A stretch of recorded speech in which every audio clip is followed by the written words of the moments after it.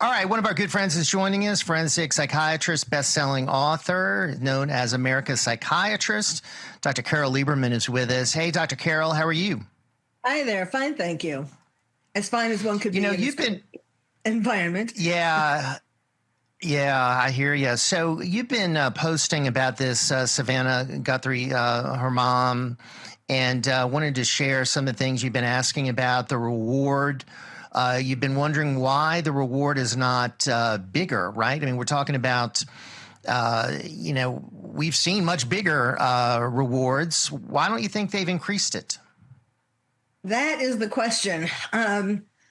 It's something that really infuriates me because, we all can't help but sort of identify with Savannah and imagine how we would feel if our mother had been abducted. And I can't imagine not begging, borrowing, or stealing enough money to offer like $1 million reward for information leading to her capture.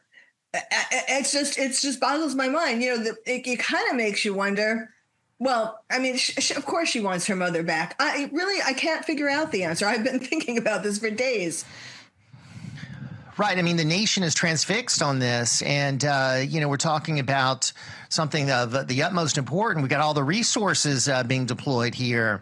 That just seems odd. I've seen much bigger ones. Let's talk a little bit about the ransom note describing the mother as safe but scared. So as a forensic psychiatrist, this has gotten your attention. Tell us more. Yes. You don't usually see words about feelings in notes from ransom, people who have abducted someone for ransom. And safe but scared, that seems to me purposely chosen, those words chosen to get Savannah to act, to provide them with the ransom money. Because you think about your mother being scared, of course that's going to get to your heart.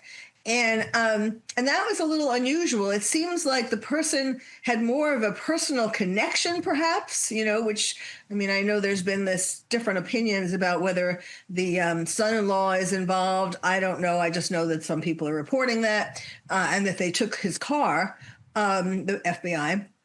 But no, this is really, there are a number of things that are really strange about this. But primarily for me, I don't know, first of all, why they're not acting faster. I mean, why they didn't act faster. It's just very difficult. When you look at the reward is so minimal compared to what we've seen with others and the resources involved here. But the ransom, do we know how much that they're demanding? The kidnappers? We know millions. I think it's been reported millions in Bitcoin.